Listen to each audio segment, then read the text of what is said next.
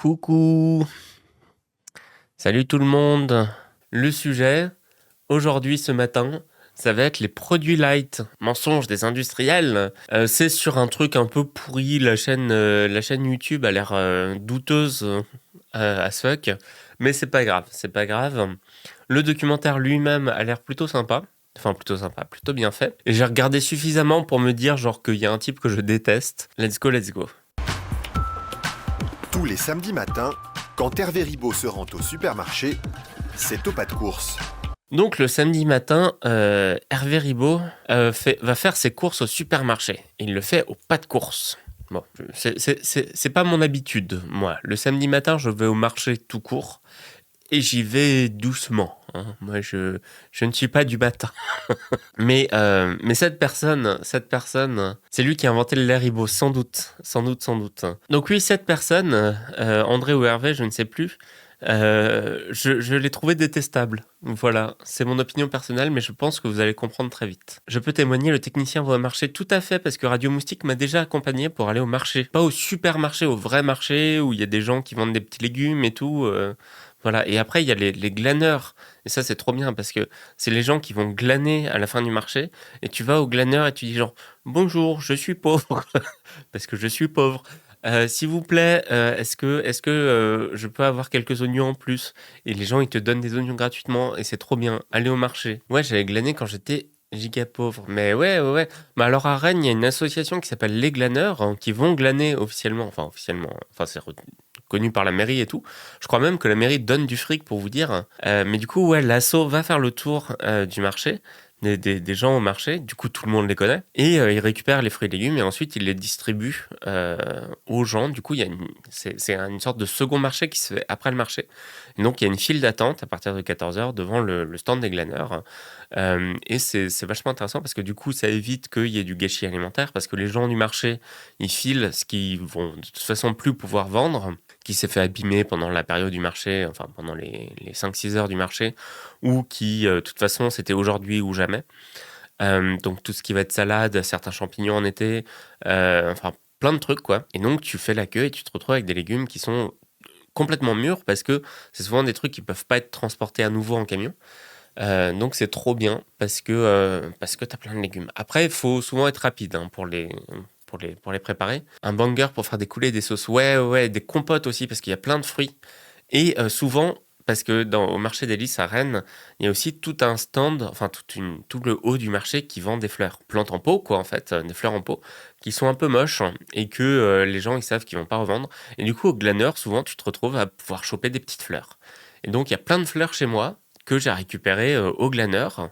Plein de plantes, en fait, hein, pas que des fleurs. Donc, des plantes d'intérieur, des plantes d'extérieur et tout. Et j'ai peuplé un peu mon appartement comme ça de plantes qui viennent du marché et qui ont été complètement gratuites au glaneur, dont des plantes aromatiques. Voilà. Mon aneth, l'aneth qui pousse devant chez moi, vient du marché, des glaneurs du marché. Voilà. C'est trop bien. Pas question de perdre une minute dans les rayons. C'est 1 heure max. 1 heure max. Oh, 1 heure pour faire ses courses au supermarché. Tous les samedis. Ouf. Puis en plus, le samedi matin, il y a du monde. De toute façon, c'est timé. 1 heure C'est timé. Je le déteste. Voilà. pour remplir son caddie. Mais pas n'importe comment. Car Hervé n'est pas tout à fait un client comme les autres. Ça marche bien sur du pain poilane, par exemple, le matin. Du coup, ça relève un peu le goût. Et le dernier né, qui est encore extraordinaire pour les gens qui sont lightivores comme moi. Voilà. À partir de ce moment-là, j'ai su. Déjà, il partait mal, mais là, j'ai su. Le type est lightivore.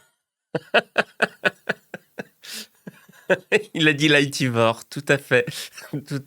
Il mange de la lumière, il fait la photosynthèse. Donc oui, cette personne est lightivore, et non, cette personne ne mange pas de la lumière.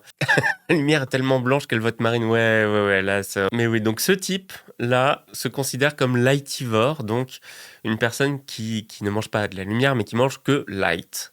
Donc tout est light. J'ai absolument rien contre le fait que les gens mangent light. Je comprends qu'on vit dans un système, et dans ce système, les industries agroalimentaires essaient de bourrer le plus possible les aliments de sucre, de gras et de sel, pour des raisons très simples. C'est que et ben ça rend les trucs plus appétants, plus appétissants, ça donne envie. Et puis surtout, il y a aussi tout un jeu de texture qui fait que quand on met en bouche, il y a quasiment aucune texture et ça disparaît tout de suite. Et en fait, le type de plat, d'aliments créés comme ça industriellement, ça s'appelle des aliments hyper appétants.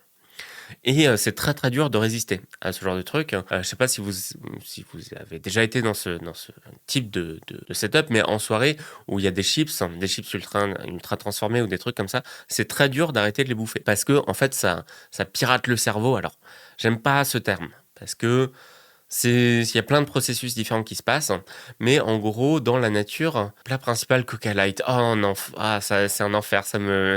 Je connaissais quelqu'un à la fac, à tard l'époque, comme disent les jeunes, qui ne consommait que du Coca Light, matin, midi et soir, et dont les dents avaient commencé à devenir vertes à cause du phosphorique, l'acide phosphorique du coca, qui attaquait l'émail des dents. Mais oui, du coup, les aliments hyper appétants, pour une raison relativement simple, en fait, c'est que nous ne sommes pas que des êtres culturels, nous sommes aussi des animaux. Or, on a évolué dans un milieu naturel qui n'existe plus, et ce milieu naturel, on a évolué dedans pendant genre 300 000 ans, un truc du style, 300 000 ans, 350 000 ans, on n'est pas très sûr. Bon, c'est une très longue période. Et là, je parle juste de Homo sapiens, donc nous, les humains modernes.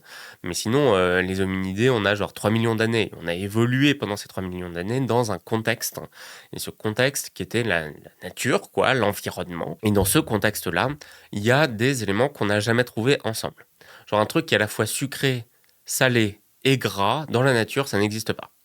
Ou alors c'est vraiment rarissime. D'ailleurs, des aliments qui sont à la fois gras et sucrés, ça existe relativement peu. Il y a toujours un peu de sucre, genre par exemple dans la noix de coco, il y a à la fois du gras et du sucre. Mais l'être humain n'a pas du tout évolué en contact avec de la noix de coco. La noix de coco était littéralement l'autre bout du monde. Et donc, en fait, les chemins de récompense dans le cerveau pour les aliments gras et pour les aliments sucrés sont pas exactement les mêmes.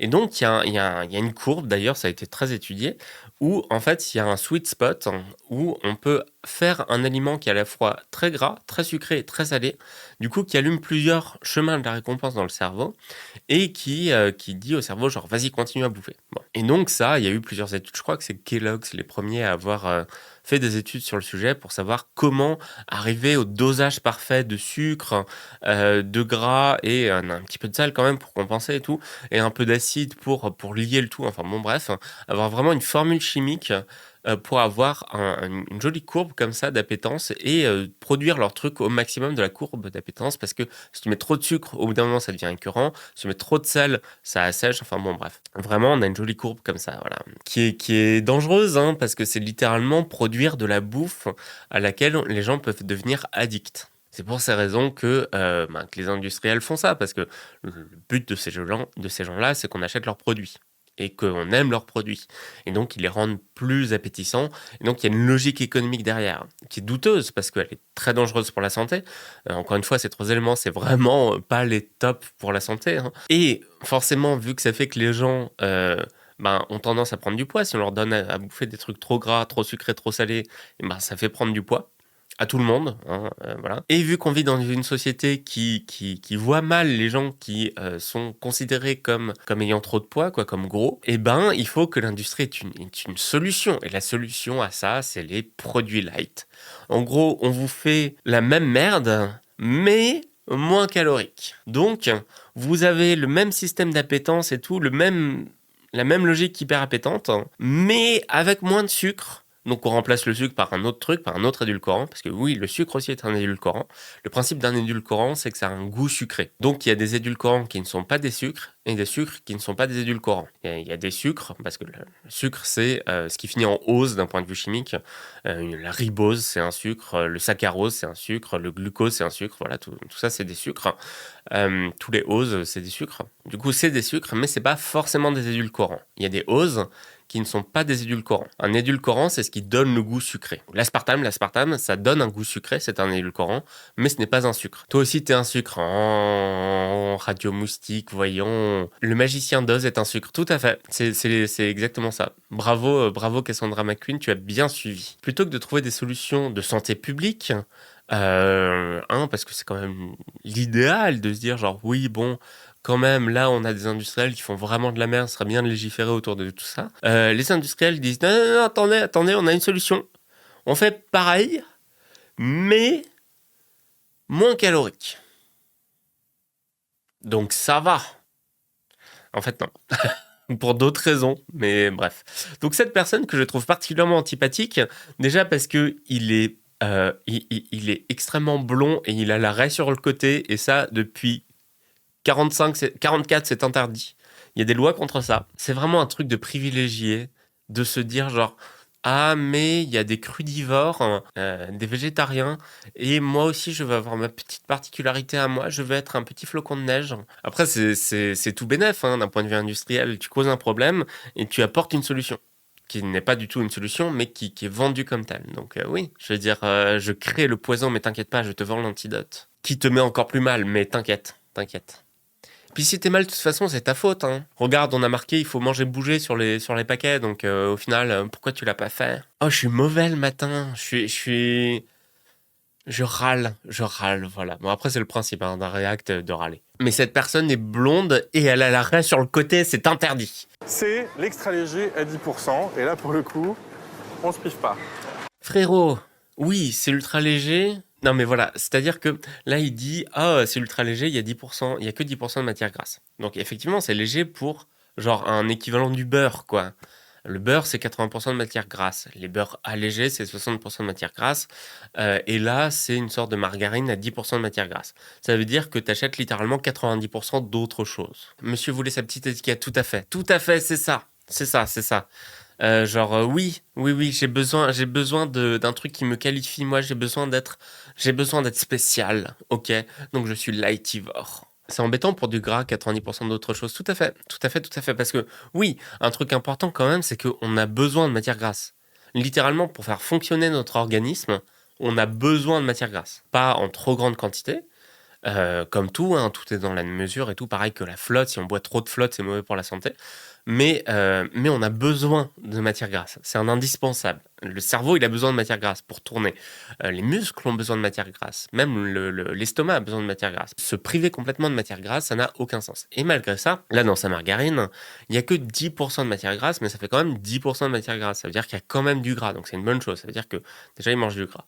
Mais ça veut dire déjà qu'il y a 90% d'autres choses, qui est sans doute de la flotte, du sel, du colorant et un texturant. Mais malgré tout, ça reste une question de dosage. Parce que, ok, il y a 10% de matière grasse. Bon, maintenant, si tu en bouffes 1 kilo, eh ben, tu te retrouves à grosso modo pareil que si tu avais du beurre et que tu te faisais une petite tartine, quoi.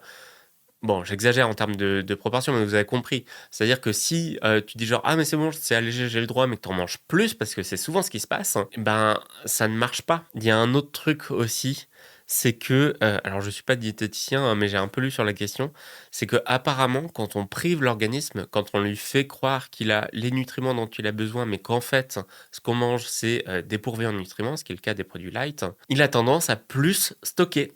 Parce qu'il est là en mode genre, ah c'est bon, j'ai plein de sucre. Et quand il digère, il est là genre, mais où est le sucre? Ah mince, le peu de sucre qu'il y a, vite, faut le stocker. Et du coup, pour le Coca-Cola Light, enfin pour les boissons light de manière générale, on a remarqué que effectivement, quand on consomme la boisson light toute seule, donc en dehors d'un repas, ça a relativement peu d'effet sur l'organisme de manière générale. Par contre, si on consomme la boisson light en même temps qu'on prend un repas, par exemple, ça a tendance à faire prendre de la masse graisseuse aux gens pour une raison simple, c'est que le corps en mode on m'a menti, tout à fait.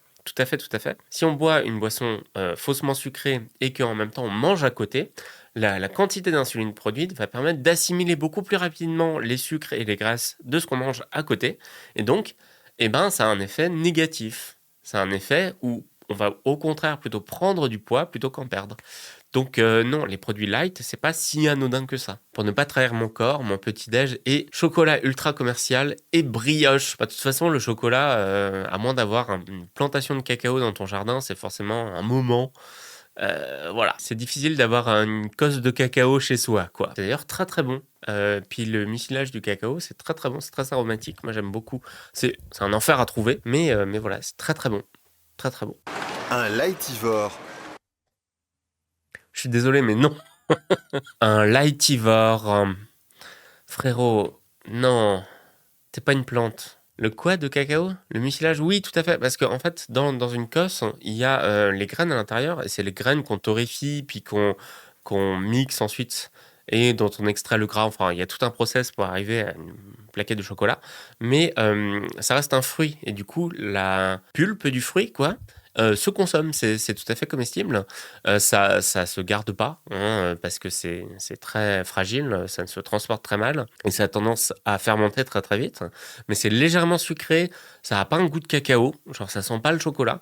Mais ça a un goût très fruité. Je trouve ça très très bon. Voilà. J'ai eu la chance dans ma jeunesse d'aller de l'autre côté de la planète et de goûter une cosse de cacao, enfin la pulpe du fruit du cacao, de la cabosse, et c'est très très bon. Voilà. Mais j'ai goûté ça, j'avais 13 ans, quoi.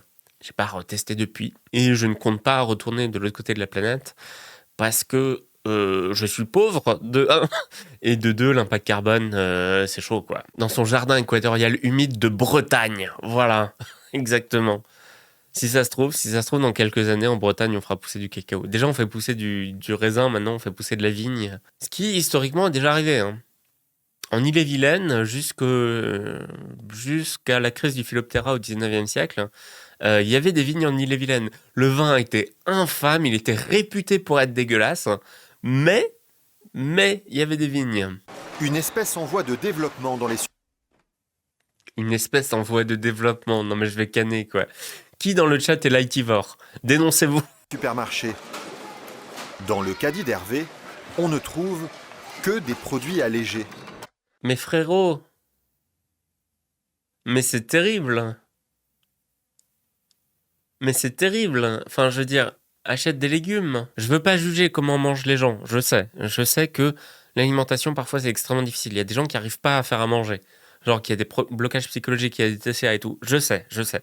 Mais maintenant, il y a quand même genre des plats de légumes surgelés où il y a juste à découper le truc et à balancer dans une poêle et c'est bon. Et c'est quand même des légumes. Et là, c'est pas ça, quoi. Après, encore une fois, je suis sucrivore. La litière est allégée aussi. Attends. Tu vas voir. Ouais, bah oui, mais c'est bon être sucrivore. C'est bon le sucre. Encore une fois, on a besoin de sucre, hein. Pas trop, je vais me répéter, mais tout est dans la mesure, mais on a quand même besoin de sucre. Là, il est au supermarché. Si ça se trouve, il va faire ses courses au marché aussi, et il achète des légumes, et voilà quoi. Mais de ce qu'on voit, de ce qu'il fait comme course, encore une fois, je veux pas juger. Chacun fait ses courses comme il peut, chacun survit comme il peut. Je le sais. Mais là, ça manque de légumes, quoi, très clairement. Et la raison de ce choix est toute simple. J'ai une nature à grossir. Donc du coup, pour me faire plaisir sans grossir spécifiquement et spécialement tout le temps, je me fais plaisir, mais plutôt light.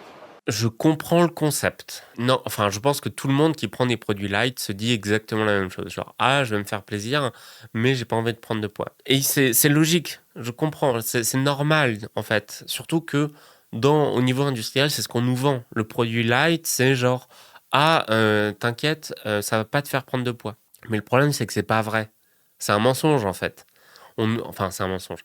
On nous dit pas. C'est ça, c'est là où c'est vicelard. C'est que les produits light ne nous disent pas tu ne vas pas prendre de poids. Les produits light nous disent juste c'est moins calorique que mon équivalent non light. Et c'est tout. Mais si, je sais pas moi, si vous buvez 24 canettes de bière light, parce que oui, il y a de la bière light, en fait, ça va être le même problème que, voilà, vous avez pris trop de calories, même si chaque truc individuel est moins calorique que une bière autre, si vous en prenez trop, ça reste trop. Et en plus de ça, il y a tendance sur les produits light à consommer plus et donc par avoir la même quantité de calories au final. Et je dis ça depuis tout à l'heure, mais les calories, c'est une mesure, mais ça fait pas tout. Le style de vie, le milieu social, l'activité physique, tout ça, ça joue sur le fait de prendre du poids ou non. Juste, ce qu'on mange, c'est un paramètre parmi des chiers d'autres.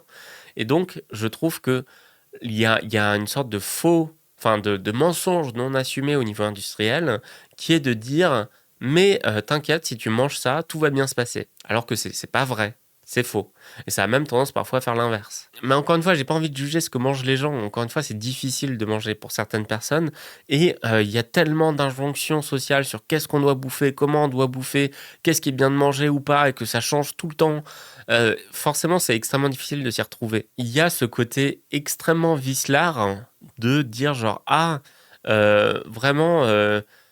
Enfin, il y a la pression sociale de dire genre non, tu ne dois pas être gros, et en même temps, on te donne que des trucs qui te font grossir à bouffer, et en même temps, on te dit genre mais t'inquiète, on a des solutions, et ces solutions ne marchent pas. Et il y a cette espèce d'hypocrisie généralisée que, bah, qui est même pas un secret, quoi. Enfin, je veux dire, la plupart des gens le savent.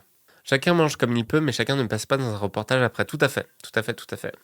Et là c'est un choix quand même des gens qui font le reportage de mettre en scène cette personne-là, qui m'est particulièrement antipathique. Pour mincir tout en se faisant plaisir, Hervé guette en permanence les dernières nouveautés du light. Et aujourd'hui, Mais ça reste quand même les choix. Après, c'est pour le reportage, je comprends bien qu'il y a une volonté de montrer les produits light.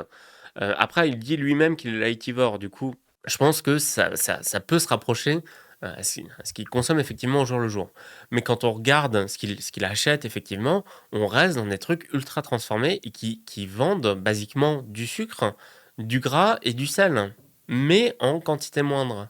Parce que là, on a littéralement un sirop, c'est du sucre, un soda, c'est du sucre, bon ça c'est de la flotte, voilà. De la crème, c'est du gras, du chocolat, c'est du sucre et du gras, des yaourts, c'est du sucre et du gras, des sodas, c'est du sucre, enfin on reste quand même dans un truc qui est très très très industriel et très très saturé de sucre, quoi, dans les... Alors là, c'est light. Du coup, on peut imaginer que c'est des édulcorants.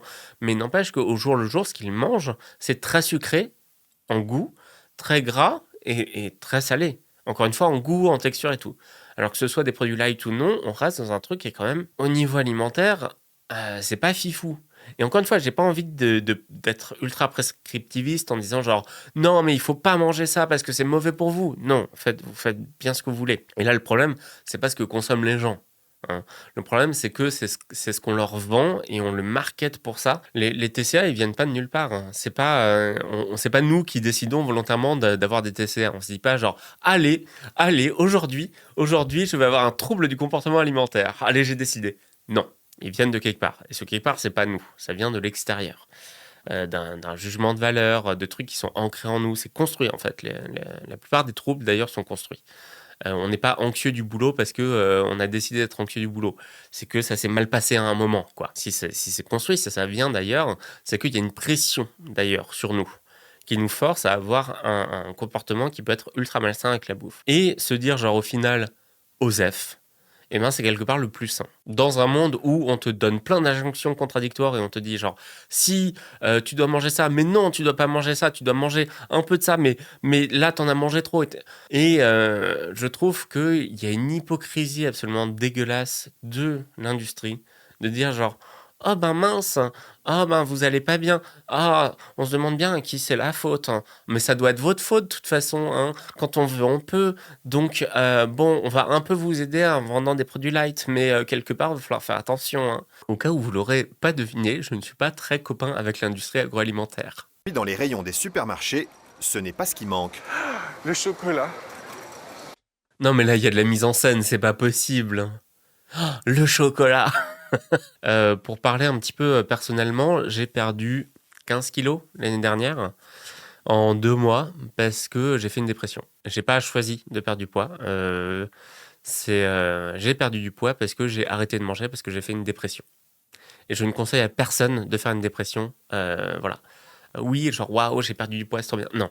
Non, c'est pas trop bien. J'ai fait une dépression. J'ai voulu me jeter par la fenêtre. Ce n'est pas une bonne chose.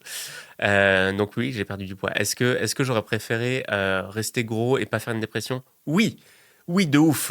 Carrément.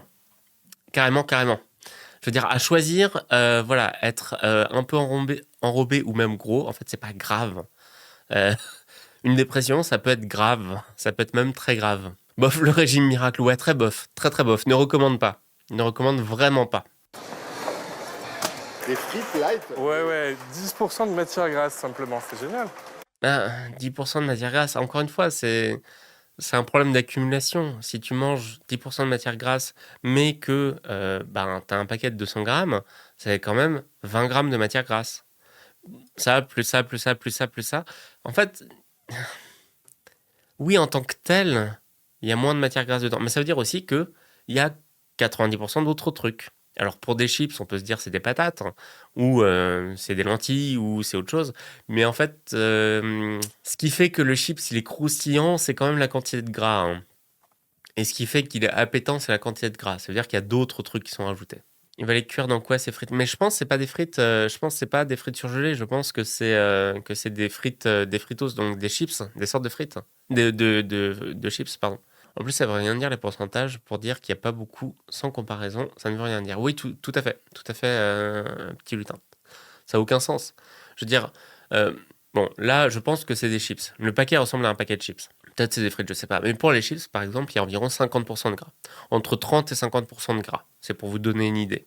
Et du coup, 10%, effectivement, c'est plus light. Mais ça reste 10% de gras. C'est pas anodin, quoi. C'est pas comme manger une patate cuite à l'eau ou cuite au four, toute nue. Ça apporte pas la même chose. Je pense que d'ailleurs, là, pour l'instant, ça démontre très très bien que il prend que des trucs light, mais vu qu'il prend des trucs qui sont pas fifou pour la santé de manière générale, genre des chips, du chocolat.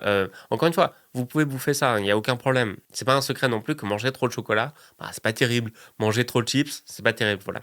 Et en fait, il prend énormément d'éléments qui sont globalement pas fifou pour la santé. Et si c'est la base de son alimentation, en fait, les pourcentages de gras ou de sucre, ça change pas grand-chose. Parce que s'il mange que des trucs gras, sucrés, salés, même si c'est moins gras, moins sucré, moins salé que le reste, ça reste que des trucs gras, sucrés, salés, quoi. Et j'ai encore une fois pas envie de le juger pour ces choix-là. Il bouffe bien ce qu'il veut. Mais le mettre dans un reportage sur les produits light en disant genre, bon, après, c'est effectivement pour dire genre, les industriels nous cachent des trucs. Mais ouais, ils font pas de tomates cerises light. Alors comment veux-tu? Attends, je suis sûr que ça va arriver un jour, hein. Parce que les tomates cerises, c'est assez sucré, hein, mine de. C'est pour ça qu'on aime ça. C'est que c'est plus sucré que les tomates, les grosses tomates. Et d'ailleurs, j'ai appris que les tomates cerises sont beaucoup plus proches des tomates non sélectionnées, donc les tomates naturelles, les tomates sauvages, quoi, que les tomates, les grosses tomates. Les grosses tomates, c'est parce qu'on les a sursélectionnées pour faire des grosses tomates. Ce qui n'est pas une mauvaise chose, hein. Littéralement, tous nos fruits et légumes ont été sursélectionnés pour plus de propriétés ou plus de taille, etc. À l'origine, la salade, c'est une espèce d'herbe folle qui fait des petites tiges comme ça. Voilà. Bon, c'est pas si fou. Le chou, tous les choux. Alors, tous les choux au sens large. Donc, ça va être le chou rave, le colza. Le colza est un chou. Le romanesco, le chou-fleur, tout ça, ça vient de la même plante. Tout ça, ça vient du chou sauvage. La moutarde vient de la même plante que le chou. Tout ça, ça vient de la même plante. Donc, il y a une diversité génétique suffisamment forte pour pouvoir sélectionner certains traits ou d'autres relativement facilement. Enfin, relativement facilement, ça demande quand même plusieurs générations, hein. Anne Romanesco, l'humoriste, exactement, tout à fait. C'est d'elle dont on parle. C'est un chou. Merci Brassicae, tout à fait. Du chocolat, des biscuits apéritifs et même des croquettes pour le chat. Ça me désespère, ça. Le fait que le chat aussi soit mis au régime light, hein, parce que monsieur est au régime light, ça me fait penser... J'ai lu un papier là-dessus. Nora Boisouni, qui a sorti un bouquin, qui a sorti plusieurs bouquins, mais qui a un bouquin qui s'appelle Féminisme. Féminisme avec féminisme. Et en gros, dedans, elle démontre que la bouffe est très genrée, que en fait, les femmes mangent très différemment des hommes. Enfin, les personnes perçues comme femmes mangent très différemment des personnes perçues comme hommes dans la société. Genre, on attend des hommes qui mangent plutôt de la viande, plutôt de la viande rouge, d'ailleurs, de la charcute, boivent du vin et tout, alors qu'on attend que les femmes mangent plutôt light, beaucoup moins de calories par jour, moins de produits à base de blé aussi, moins de viande, ou alors d'autres viandes, genre des viandes dites maigres, comme de la volaille ou ce genre de trucs. Alors que, en fait, au niveau des organismes de chacun, globalement, en fait, les femmes devraient manger plus de viande grasse que les hommes. Mais si on mange de la viande, évidemment. C'est un bordel, encore une fois, la diététique, ce n'est pas un truc où il y a une réponse simple. Mais, dans ce bouquin-là, que je vous conseille d'ailleurs, je ne l'ai pas sous la main parce qu'il est dans la bibliothèque, mais je vous conseille, Féminisme. Ah non, je peux pas le montrer. Parce que il y a une poitrine féminine sur la couverture et Twitch, quoi. Féminisme, mais je peux pas vous le montrer. Désolé, parce que il y a la censure. Mais donc, dans ce livre-là, elle dit que quand les hommes ont tendance à faire des régimes, les pères de famille, en fait, littéralement, toute la famille se met au régime. La femme, l'épouse, mais les enfants aussi. Donc, il y a une volonté comme ça de la part du patriarche de dire genre « Ah, mais si je me prive, Tout le monde se prive. Par contre, si un des enfants doit être au régime, il n'y a que l'enfant qui se met au régime. Du coup, littéralement, il est exclu. Genre, il mange des plats différents des autres. Souvent en décalé, parce que ça demande de cuisiner 2 fois. Il est exclu, il est à part, il est différent. Donc, il y a cette espèce de truc en mode genre, ah, ok, c'est machin, c'est Billy. Billy, il est un peu en surpoids, du coup, il va manger différemment. Particulièrement si c'est des filles, pour le coup. Et si c'est l'épouse qui est au régime, pareil, ce n'est que elle. Et elle aura tendance à juste ne pas manger pendant les repas, mais à se faire des repas à elle, pour elle, en dehors des repas. Et donc, c'est vraiment dans exactement la même logique. Ce type qui a l'air de vivre avec son chat, croquette pour chat, se dit genre, ah, mais si je mange light, mon chat aussi, il va manger light. Voilà, je vais pas être tout seul dans la souffrance. Du coup, voilà, je suis comme tout le monde dans le foyer. Je mange light, le chat aussi mange light. Comme j'ai vu qu'il avait pris un peu de poids, je l'ai mis au régime, le pauvre chat. Oui, le pauvre chat. Et arrête d'être à ce point sur le poids, là. Le tien comme celui de ton chat. Encore une fois, je sais, c'est pas sa faute, mais de cette personne, pour ce qui est d'être obsessif sur son propre poids. Par contre, d'être obsessif sur le poids des gens dont on dépend, non. Faites pas ça, s'il vous plaît, faites pas ça. Et je parle des gens, mais ça comprend aussi les animaux, quoi. Enfin, je veux dire, cet animal, c'est ta responsabilité. Te dire genre, oh mon Dieu, il a pris 1 gramme, hop, chut, on lui coupe la bouffe. Non, faites pas ça. Vraiment, faites pas ça. Alors que le chat, tout ce qu'il veut, c'est une grosse tranche de bacon au beurre. Et ouais, c'est pas fifou le bacon pour lui, mais MDR, alors que si ton chat doit faire un régime, clairement, tu n'achètes pas des croquettes en supermarché de ouf. Et il aime beaucoup ça, donc c'est vraiment une marque que j'apprécie et qui fonctionne bien avec mon chat. Ben, c'est Purina One, c'est pas fifou, hein. Mais ouais, les croquettes de supermarché, de manière générale, c'est pas fou pour les chats, parce que c'est plein de céréales dedans, et c'est pas foufou pour leurs reins et leur foie. Mais en plus de ça, bon, Purina, c'est qui? C'est Mars, je crois. Je sais plus qui c'est Purina. Mais j'avais lu un truc aussi qui disait que genre les croquettes de marques distributeurs sont souvent meilleures que les croquettes de supermarché, mais de grosses marques. Genre, en gros, les croquettes Super U sont meilleures pour les chats que les croquettes Purina. Je ne sais pas si c'est vrai ou quoi, parce qu'encore une fois, je ne suis pas du tout expert en croquettes pour chat. Moi, à mon chat, je donne les croquettes que le veto, il a dit, il faut manger, il faut qu'il ait ces croquettes-là. C'est Nestlé. Ah, c'est Nestlé, ok. Ah, oh, c'est saloperie, ça. Ah, d'accord, ok, il y a les mêmes choses dans les marques distributeurs que dans les grosses marques. Ok. Ben, bon à savoir, du coup, parce que ça coûte, j'imagine, beaucoup moins cher. Oui, d'accord, en fait, t'achètes du packaging, quoi. J'avais vu le contraire, fallait mieux prendre les croquettes de marque plutôt que les croquettes distributeurs. Ah ouais. Je pense que, comme la gastronomie humaine, c'est un truc assez complexe, voilà. Que dans l'idéal absolu, les chats, ce qu'ils mangent, c'est des petits mammifères et des petits oiseaux. Mais c'est pas terrible pour l'environnement, hein, on va pas se mentir. Et donc oui, les croquettes, c'est un moindre mal, quoi, on va dire. Certains produits sont produits au même endroit et ont des packagings différents. Et la différence de prix, c'est la marge et le packaging. Et du coup, il y a effectivement des trucs Eco Plus ou d'autres marques, enfin d'autres hard discount distributeurs peuvent, pas toujours, mais peuvent avoir exactement la même chose que des trucs de marque, voire de marque très chères. Il y a des moyens de le savoir, je les connais pas. Enfin, ça se trouve sur Internet. Hein. Mais je sais que pour les crèmes, genre par exemple les crèmes en pot, l'endroit où ça a été fait est marqué dessus. Il y a un code dessus. Qui est dans un espèce d'ovale. Et j'ai déjà trouvé des codes où la marque EcoPlus et la marque Bridelis, je crois, c'était le même. Genre, c'était littéralement le même. Et donc, c'était littéralement fait dans la même crèmerie avec les mêmes vaches, de la même façon, quoi. Après, ça demande quand même pas mal de temps, pas mal de réflexion, de connaître les trucs, de chercher sur Internet et tout. Donc, ça demande un investissement non négligeable pour faire ses courses. C'est pas un peu exagéré quand même, le light sur le chat? C'est complètement exagéré. Je me dis comme ça, je suis moins seul. C'est littéralement ce dont on parlait. L'enfer. L'enfer. Pourquoi? Genre, c'est exagéré. Mais oui. Par contre, c'est marrant, ils ont caché toutes les marques sauf Purina. Genre, Purina, c'est pas une marque. Voilà, on partage tous les deux au moins cette passion pour le light. Cette passion, mais le pauvre chat, quoi, qui est juste au régime parce que son maître a décidé enfin, au régime, on s'entend, hein, de manger des produits light. Il s'est dit, bah, c'est pas grave, le chat aussi. Je le déteste déjà, mais de ouf. Mais il m'est insupportable. Le chat est traumatisé par le fait d'entendre parler de trucs light. Oui, oui, oui.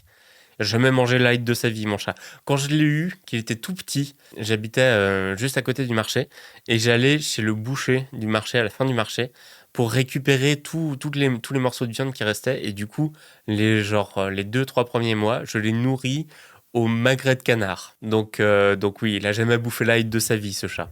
Bon, pas au magret de canard en gros, ce qu'on enlève, enfin, ce que le boucher enlève du magret pour que ce soit joli pour les êtres humains, quoi. C'est tout à fait consommable. Mais voilà, c'était pour le chat. Il a été nourri littéralement au magret de canard. Et pour repérer en un rien de temps tous ces produits dans son supermarché, Hervé a une technique infaillible. Ce chat vit dans le luxe. Ben, c'est plus le cas maintenant. Maintenant, il a des croquettes pour vieux. Il a des croquettes 13 ans et plus. Le foie du chat fait la moitié de la taille du chat. Non. Non, quand même pas. Quand même pas. Il est en très bonne santé, le chat. Il est juste plus tout jeune. Voilà, je vais me diriger super naturellement, moi, lightivore convaincu. Ah, moi, lightivore convaincu. Il m'énerve. C'est fou. Genre... Je trouve que Hervé a pas du tout la tête de son prénom. Ouais. Butiroom. Voilà, moi je suis butiroomivore. Voilà, je mange que du beurre. Je suis butiroomivore parce que je suis breton. Voilà, c'est pour ça. Donc, s'il n'y a pas de beurre, c'est pas pour moi. Je peux pas. Moi, lightivore, c'est le titre de son autobio. Convaincu. Lightivore, convaincu. Le beurre est salé. C'est mieux. Le beurre, il est forcément salé. Il peut être demi-sel, allez, on tolère demi-sel, parce que ça veut plus rien dire, ça, aujourd'hui. Mais après, là, il note un truc qui est quand même vachement intéressant. En gros, les packaging light ont un style très spécifique. Ça veut dire que l'industrie a vraiment designé un concept qui est genre la bouffe light avec un code couleur très spécifique. Et c'est pas forcément une marque qui... Ces produits light ont un type de couleur spécifique. Non, c'est l'ensemble de l'industrie s'est dit genre, les produits light, il va falloir un type de couleur. Et au début des produits light, les premiers produits light, ça arrive dans les années 60-70, je crois, un truc du style, avec le boom de la diététique aux États-Unis et la consommation de tabac qui augmente aussi aux États-Unis pour grosso modo les mêmes raisons, les diététiques, etc. Plus un lobbying énorme. Bon, bref, on va pas rentrer dans l'histoire de l'industrie du tabac parce que sinon on n'est pas couché. Mais voilà, du coup, c'était marketé pour les femmes. Évidemment que les premiers produits light n'étaient pas pour les bonhommes, parce que les bonhommes, ils mangent du steak et ils boivent de la bière, et voilà. Non, les produits light étaient marketés pour les femmes, qui ont un peu des sous, parce que ça coûte plus cher souvent les produits light. Et maintenant, en fait, c'est marketé pour grosso modo l'ensemble de la population, parce que la grossophobie s'est étalée, ne touche plus que exclusivement les femmes. Je pense pas que ça ait été le cas, d'ailleurs. Je pense que ça a toujours été grosso modo tout le monde, mais quand même plus les femmes. C'est toujours le cas, c'est toujours plus les femmes, mais en gros, c'est un poil plus étendu aussi. Il y a beaucoup d'hommes qui souffrent de TCA, etc. Et donc, il y a un code couleur. Et là où c'est vachement intéressant, c'est que le code couleur, à l'origine, était encore une fois très marketé vers les femmes, sur des trucs pastels, roses et tout. Et maintenant, on arrive sur des trucs qui, sur le papier, moi j'ai fait des études de graphisme, ressemblent beaucoup aux produits ménagers. Les couleurs, le code couleur des produits light est très très proche de celui des produits ménagers. Donc on va être dans des tons bleus, des tons cyan, qu'on retrouve avec souvent beaucoup de blanc d'ailleurs pour la légèreté. Et c'est des trucs qu'on retrouve par exemple sur des trucs d'eau de Javel, quoi. Et je trouve ça vachement intéressant. Vachement parlant en fait, parce que il y a un côté aussi où ce qui est signalé par la couleur, ce qui est signalé par le code couleur et le type de marketing qui est utilisé, c'est qu'il y a un côté propre, il y a un côté net, il y a un côté genre c'est hygiénique. Et donc ça joue sur tes ressorts psychologiques qui sont vachement vicelards. Bon, après, c'est le propre de la pub de jouer sur des ressorts psychologiques vicelards. Mais là, particulièrement, je trouve. C'est vraiment transmettre une idée qui est celui de la propreté, la notion de propreté, via un code couleur, qui est admis depuis longtemps. Le code couleur des produits de nettoyage, il n'a pas bougé depuis moult, quoi. Vers ce code couleur-là, qui est un bleu pastel, un bleu light, vous voyez tout de suite. Un bleu light, et oui, oui. Ça me permet d'optimiser mes courses et mon temps de course. Un code couleur spécialement dédié aux produits light.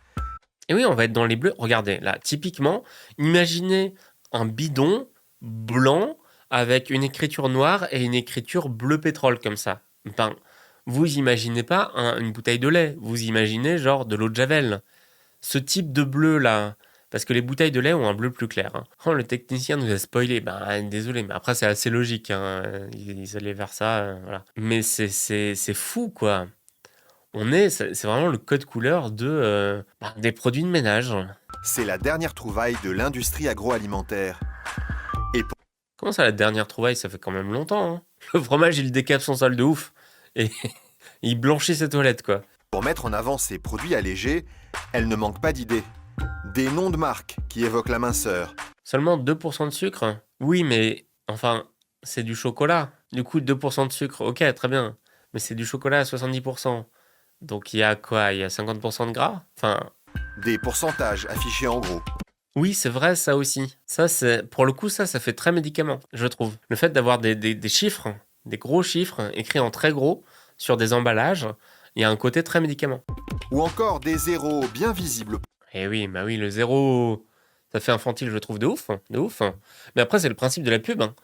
La pub, c'est genre, on va prendre les gens pour des cons. C'est pour ça que je n'ai pas voulu bosser dans cette industrie-là, parce que c'est vraiment dire, genre, ok, en fait, on va targeter la personne la plus stupide de la démographie, et si la personne la plus stupide comprend, tous les autres vont comprendre. Et en fait, vu que l'attention moyenne dans un supermarché, vu qu'il y a tellement de trucs, c'est tellement saturé, est relativement courte pour chaque produit, il faut que tout soit ultra méga explicite, en mode genre, tiens, prends ça, c'est tout. Genre, ça va pas plus loin que ça.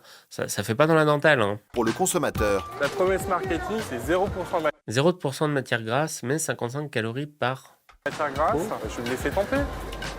Je vais me laisser tenter. Mais c'est terrible. Hein. C'est terrible, monsieur. Alors, j'ai conscience. J'ai conscience, c'est le documentaire, machin. Du coup, il le filme.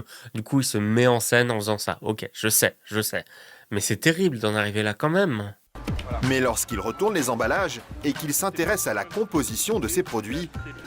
Eh bah oui. Et oui. Ce qu'il y a dedans, je veux dire, si t'as du beurre avec que 10% de matière grasse, c'est que t'as 90% d'autres trucs. Donc oui, à un moment, il faut se poser des questions aussi, qu'est-ce que je mange? Et si c'est du beurre ou de la margarine ou t'as que 10% de gras, qu'est-ce que c'est le reste? Hervé découvre aussi des noms d'ingrédients qui l'inquiètent un peu. Frérot, fais pas semblant. Si tu bouffes que light depuis, on va dire, des années, tu sais que c'est pas fou. Le reste de la poudre de perlimpinpin, ouais, mais c'est de la flotte. Hein. En vrai, ce qui reste, c'est de la flotte et du texturant. Genre vraiment, vous faites bouillir de l'eau avec de la gélatine dedans, vous arrivez au même résultat. En termes de calories, E471, E476, du... Ça, c'est des texturants. Les E4 quelque chose, c'est des texturants. 471, on va chercher E471, E476, on va voir.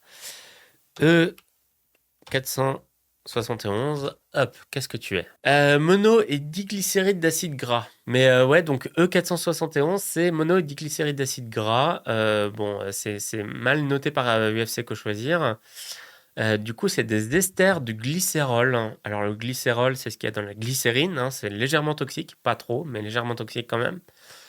C'est donc orange, peu recommandable. Exemple de produit, bon, ça on s'en fiche. Allergie possible, non. Bon. Notre commentaire. Les monodiglycérides d'acide gras. Putain, le commentaire, quoi. Waouh, le pavé. Donc, les monodiglycérides d'acide gras sont employés comme émulsifiants, comme stabilisants dans de nombreuses denrées alimentaires. Ils permettent par exemple de conserver l'humidité des pâtes alimentaires ou de produits à base de pommes de terre. Ils améliorent la tartinabilité des margarines. La tartinabilité. J'aime beaucoup. Et vous, votre tartinabilité? Qui est tartinable? La tartinabilité, j'aime beaucoup. Freine l'exsudation des matières grasses des pâtisseries. Oui, ça évite que... Oui, ok. Ça évite que le gras dégage, quoi. Ça évite que ça tranche. Mon corps favorise l'aération et le foisonnement des crèmes glacées. Le foisonnement des crèmes glacées. On sait que c'est bon pour la santé s'il y a une notion de foisonnement de la bouffe, quoi. Bon, c'est un émulsifiant. E476, il a dit. Oula, ok. Alors, E476... Alors, polyricino... Léate de polyglycérol, ester polyglycérique de l'acide ricinoléique interestérifié. Voilà, c'est un agent de texture, encore une fois, ester du glycérol, ok.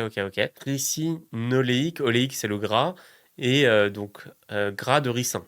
De l'huile de ricin, basiquement. Basiquement, c'est des esters d'huile de ricin. Le machin chose est un émulsifiant employé plus particulièrement pour stabiliser les émulsions d'eau dans l'huile. Oui, bon, c'est un émulsifiant quoi. Il peut être utilisé dans la fabrication de chocolat pour rendre la masse fluide et homogène. Cet additif est dérivé d'huile de ricin. Peu d'études semblent avoir été prises en compte concernant la toxicité de l'acide ricinoléique, propriété purgative et laxative intense. Waouh!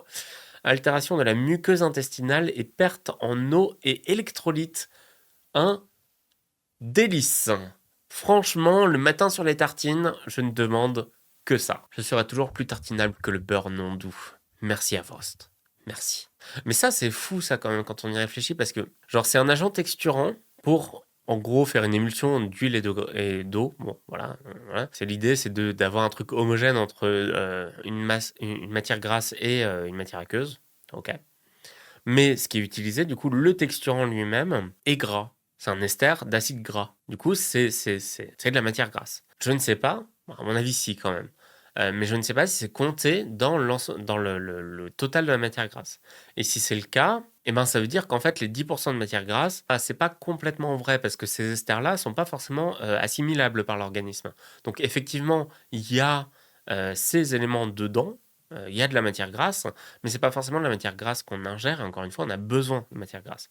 Du coup, si c'est compté dans l'ensemble de la matière grasse, c'est pas frauduleux parce que c'est effectivement du gras, hein, mais je veux dire, l'essence aussi, c'est du gras. Si vous buvez une pinte d'essence, vous mangez du gras, mais vous n'allez pas en survivre, quoi. La plupart des produits light filent la chiasse, c'est un vrai truc de... Tout à fait, pour une raison assez simple, c'est qu'en fait, ces texturants, les émulsifiants, tous les émulsifiants, ont une propriété qui est de poncer très littéralement la paroi intestinale. Voilà, on a de plus en plus d'études sur le sujet et j'avais trouvé un papier qui disait que en fait les émulsifiants ont tendance à poncer la muqueuse qui se trouve sur la paroi intestinale et cette muqueuse nous protège du biote, parce que le biote c'est positif, oui, mais loin de nous, quoi. Donc à partir du moment où on est mis en contact avec ces micro-organismes, le système immunitaire a tendance à surréagir et du coup à faire une inflammation de l'ensemble du système digestif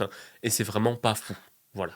Et c'est pour ça que ça donne la chiasse, quoi. Ça fait moins grossir du coup ces QFD. Mais pas forcément, justement. Du coup, je bois de l'essence light. Sel et des géluciants comme l'alginate de sodium. Oui, l'alginate de sodium, bon ben voilà, c'est un dérivé de l'algue. Ainsi que des conservateurs. Super. Ah bah oui, t'as du gras et de l'eau. À un moment, si t'as pas de sel, il faut rajouter un conservateur. C'est sympa. Tu préfères pas trop savoir ce qu'il y a dedans en fait. Non, c'est vrai. Je préfère pas trop savoir ce qu'il y a dedans. Oh, ce sourire hante mes cauchemars. Je connais ce sourire. Ce sourire, c'est le sourire du petit bourgeois qui sait qu'il fait un truc de mal, qui fait un truc qui est pas forcément bien, qui est potentiellement délétère pour lui ou pour les autres, mais qui est très satisfait de lui-même. Je connais ce sourire. Ma mère a ce sourire. Je connais ce sourire. Il me crispe de ouf. Et en plus, encore une fois, il a l'arrêt sur le côté. Je suis désolé, quand on est blond et qu'on a des petites lunettes comme ça, on ne peut pas avoir l'arrêt sur le côté. Je suis désolé, mais il renvoie des vibes qui renvoient aux heures les plus sombres de l'histoire. Hein. C'est terrible. Pardon sur le commentaire sur le physique, mais ces lunettes m'énervent. Mais en fait, je trouve que l'ensemble du type est énervant. Et c'est pas une question de physique, hein, c'est une question de choix. Les choix qu'il fait volontairement. Ces lunettes, c'est pas le physique, c'est lui qui les a choisis. Sa coiffure, dans une certaine mesure, c'est lui qui l'a choisi.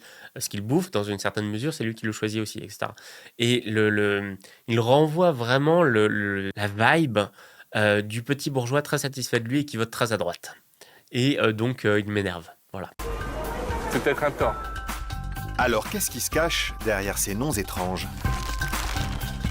Le light, c'est près de 10% des dépenses alimentaires des Français. Waouh, 10%. Oui, du coup, c'est une moyenne. Ça veut dire qu'il y a des gens qui consomment beaucoup plus light que les autres. Oh, oui, ok, je vois. Ça veut dire que je pense qu'il y a des gens qui consomment un peu light, genre de temps en temps, comme ça, en se disant genre « Ah non, cette semaine, je fais attention ». Et il y a des gens qui mangent beaucoup, beaucoup light. C'est souvent des gens qui ont un peu des thunes parce que ça coûte plus cher. Et donc, sur la moyenne de la population, ça doit être à peu près 10%. Mais je pense pas que, en moyenne, les gens consomment... Enfin, je veux dire, le Pékin moyen, moi y compris, dépense en moyenne 10% de sa thune en produits light. Après, je me demande comment ils calculent... Ah oui, non, si, c'est forcément des produits industriels. Parce que je veux dire, une carotte, si tu achètes une carotte crue, c'est light. Bon, mais je pense que ça compte pas dans leurs produits light. Je pense que c'est que des produits industriels. Ouais, ça reste assez impressionnant quand même. Hein. 10%, c'est pas négligeable. Hein. Je pense qu'il y a plein de gens qui le prennent sur certains trucs. Genre ma mère prend du light pour ce qui est du beurre, crème fraîche, etc. Mais pas pour le reste. D'accord, intéressant. Intéressant. Et oui, effectivement, oui, quand on y réfléchit, les sodas light. Les sodas light, c'est un vrai business. Donc oui, 10%. 10%, c'est quand même beaucoup, quoi. Parce que je pense que beaucoup de gens consomment des sodas light. Beaucoup de gens qui consomment des sodas light, mais 10%, tu dépenses pas 10% de ce que tu dépenses en bouffe en soda. C'est vraiment beaucoup, quoi. Je pense effectivement que certaines personnes prennent sur certains trucs très spécifiques, mais que ça représente pas 10%, et juste qu'il y a des gens, dans la population générale, il y a des gens qui consomment beaucoup plus light, et qu'on arrive en moyenne à 10%. Après, je peux me tromper, encore une fois. Rappelez-vous, je suis expert de rien. Je suis juste un type curieux avec une connexion Internet. C'est tout. Je ne suis expert de rien. Après, les produits laitiers, c'est cher. C'est vrai. Et plus un rayon n'échappe à ces produits sans sucre ou sans gras. Ils sont vendus... Alors, c'est faux. Hein. Je suis désolé, mais le rayon flotte. Il échappe depuis longtemps au light. Hein. Je suis sûr qu'il doit y avoir de la flotte qui est vendue comme flotte light. Je suis sûr que ça doit exister. La Contrex. Oh mon Dieu, la Contrex. Ah oui, mais c'est pas vendu comme light. Genre, c'est pas allégé ou quoi. Ouais, non, mais si, c'est le même concept. On vend la même chose. Oh, c'est chaud. Mais oui, la Contrex. Mais oui. Bah oui. Light au minéral naturel. Oh, j'ai peur. J'ai tellement peur. Oh non. Oh non. Oh, ça me désespère. Ultime Light. C'est de l'eau minérale. Origine des ingrédients Cameroun. D'accord, c'est une eau camerounaise. Mais, ouais, oui, Nutri-Score A, tu m'étonnes. Mais c'est de la flotte. Oh non. Oh là là, et il y a quelqu'un qui court dessus. Parce que c'est light. Ultime light, eau minérale naturelle. Ah, ça me... Il y a aussi des eaux lourdes. Oui, alors oui. Ne buvez pas d'eau lourde, s'il vous plaît. C'est dangereux. Ne faites pas ça chez vous. C'est pas recommandé l'eau lourde. Non. jusqu'à 2 fois plus cher que la moyenne. 2 fois plus cher. Les produits light sont 2 fois plus chers. Jusqu'à 2 fois plus cher. Ok, oui. Donc ça peut aller jusqu'à 2 fois plus cher. Ok. Grâce à un argument séduisant, la minceur. Ce qui est quand même paradoxal quand on y réfléchit. Hein. C'est genre, historiquement, l'humanité a toujours fait face à des pénuries de bouffe. On a connu beaucoup plus dans l'histoire, et même dans la préhistoire et dans l'évolution, quoi. La pénurie de bouffe, hein, c'est une norme quasiment. Je veux dire, des pénuries de bouffe, ça existait encore dans les années 30, en Europe hein, et aux États-Unis. C'était commun. C'était pas tous les ans, mais c'était commun. Le fait d'avoir de la bouffe en grande quantité, c'est ultra récent. Encore une fois, on reste sur l'Europe, les États-Unis, certains pays. Bref, pas l'ensemble du monde. Il y a des gens qui crèvent de faim dans le monde. Ce qui est d'ailleurs terrible parce qu'on produit plus que... En gros, la population mondiale, c'est environ 8 milliards de gens et on produit de quoi nourrir 12 milliards de gens. Environ. C'est juste, on refuse de nourrir certaines personnes, donc il y a des gens qui meurent de faim. C'est littéralement ça. Et c'est pas une question de distribution du tout, c'est faux, parce que les moyens de distribution existent déjà. Je suis désolé, si on peut récupérer du coltan où il y a des gamins qui minent, qui crèvent dans les mines au Congo, si le bateau il peut ramener du coltan, il peut amener de la bouffe. Mais oui, si, le fait de ne plus avoir de pénurie alimentaire, c'est ultra récent. C'est une exception, c'est une absurdité statistique. Sauf que cette absurdité statistique a amené le fait que des gens prennent du poids. Pendant longtemps, les riches se mettaient en scène parce qu'ils étaient gros, et encore gros dans une certaine mesure. Hein. Et vu que pour pouvoir être gros, il fallait pouvoir bouffer tout le temps, il n'y avait que les riches qui pouvaient se le permettre. Donc vraiment, à un moment, être gros, c'était un symbole de richesse. Les pauvres, ils ne pouvaient pas être gros. Il y a une inversion qui s'est opérée à partir des années 50 où on a surindustrialisé la bouffe et donc les pauvres se sont retrouvés avec des produits souvent de moins bonne qualité nutritionnelle de manière générale, mais avec plus de gras et plus de sucre. Et du coup, qui ont pris du poids. Et ça, c'est jamais arrivé. Au cours de l'histoire et de l'histoire de l'humanité au sens large, ce n'est jamais arrivé. Le fait que maintenant on se retrouve à taxer plus, à ce que les gens dépensent plus pour avoir des aliments qui sont plus pauvres, c'est fou. Imaginez quelqu'un dans les années 30, du coup il y a un siècle, bon, les années 20, voilà, il y a un siècle, les années 20, en 1926, qui, à certains printemps, n'a pas à bouffer. Parce que, il y a des pénuries alimentaires et du coup, il faut rationner, quoi. Arrivent en 2025 et se disent, genre vraiment, vous payez plus cher pour avoir des trucs moins gras et moins sucrés à bouffer? Genre vraiment, vraiment vous faites ça? C'est chaud. Parce que lui, genre, il paye plus cher pour avoir à bouffer point, quoi. Mais ces produits tiennent-ils vraiment leurs promesses? Quelle promesse? La promesse, c'est que c'est... Enfin, il n'y a pas vraiment de promesse au sens strict. C'est littéralement dire genre, ce yaourt, par rapport à un yaourt standard, il y a moins de gras. Ce soda, par rapport à un soda standard, il y a moins de sucre. C'est la seule promesse que ça fait. Ça promet jamais de faire maigrir et a raison. Les industriels savent que ça ne marche pas. C'est pas comme ça que ça marche. La diététique, c'est un sujet complexe qui peut littéralement, selon les études, affirmer tout et son contraire. Et l'intérêt de la diététique, ce n'est pas de se baser sur certaines études, mais de se baser sur l'ensemble des études pour pointer vers une direction générale. C'est tout. Et du coup, il y a plein d'études contradictoires, et c'est pas grave, c'est comme ça que cette science fonctionne. Et donc, il y a quand même un consensus qui admet le fait que les produits light, dits light d'ailleurs, parce qu'ils sont pas forcément légers, ça fait pas perdre de poids, c'est pas comme ça que ça marche. S'il n'y a pas un changement de rythme de vie, encore une fois, perdre du poids, si on veut perdre du poids, pour plein de raisons, il y a plein de raisons qui peuvent vouloir pousser à perdre du poids. Il y en a des bonnes, il y en a des mauvaises, peu importe. C'est une raison personnelle. Dépenser plus de sous pour manger des produits light, ça ne marchera pas. Dans l'idéal, encore une fois, c'est si on veut. Voilà. Et après, c'est difficile de quantifier dans quelle mesure la volonté qu'on a de perdre du poids est liée à une volonté personnelle ou à une pression extérieure. Mais encore une fois, on ne va pas rentrer là-dedans parce que c'est extrêmement complexe, la psychologie. Mais il ne faut pas oublier non plus que il y a le fait qu'on ait une volonté de perdre du poids est souvent lié à des troubles du comportement alimentaire qui sont directement issus de la pression sociale de la société dans laquelle on vit, qui est validiste et grossophobe. Ne pas oublier. Mais si on veut perdre du poids, dans l'idéal, il faut le faire en étant accompagné de personnes qui s'y connaissent en diététique et dans l'idéal, les personnes qui sont diététiciens ou diététiciennes. Ça coûte des sous. Tout le monde ne peut pas s'offrir ça. Malheureusement, encore une fois, je parle ici d'idéal. Donc si vous voulez perdre du poids, juste dépenser plus de sous, se ruiner en produits light ne va pas vous aider. Essayez de trouver des conseils comme on peut à partir d'un médecin généraliste. Si vous allez chez le médecin, vous pouvez demander des conseils à votre médecin généraliste. Il peut avoir de très mauvais conseils aussi. Il y a des généralistes qui sont des enfoirés. Mais de manière générale, c'est pas une mauvaise chose de se dire genre je veux perdre du poids, je sais pas comment faire, je vais d'abord demander à un professionnel de santé. Et sinon, s'entourer. Ça peut paraître un peu con, mais d'avoir des gens autour de soi pour se dire genre pour s'entraider dans ce processus-là. Et en fait, avoir des gens autour de soi, ça peut aussi améliorer sa santé mentale.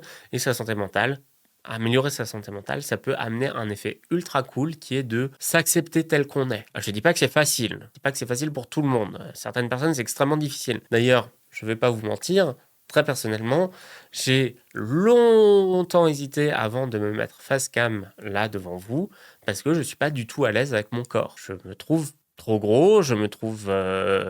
bref, pour plein de raisons, je ne suis pas à l'aise avec mon corps. Mais oui, si on voulait perdre du poids, encore une fois, c'est votre choix personnel, s'entourer est à mon avis une des meilleures solutions. Et demander bien évidemment des avis à des professionnels de santé parce que juste s'entourer des personnes qui peuvent être ultra compétitifs là-dessus, c'est pas forcément sain. Si vous êtes entouré de personnes bienveillantes, ça peut améliorer votre santé mentale et l'amélioration de la santé mentale peut améliorer l'acceptation qu'on a de soi. Et au final, c'est quand même plus important d'être mieux dans ses pompes, de s'accepter tel qu'on est, que de se dire genre non, je vais changer tout ce que je suis pour correspondre au canon de la société qui de toute façon me déteste. Désolé, c'était un peu perso. Excusez-moi. Excusez-moi, j'ai un peu dump là, j'étais un peu... Voilà, bref. Excusez-moi.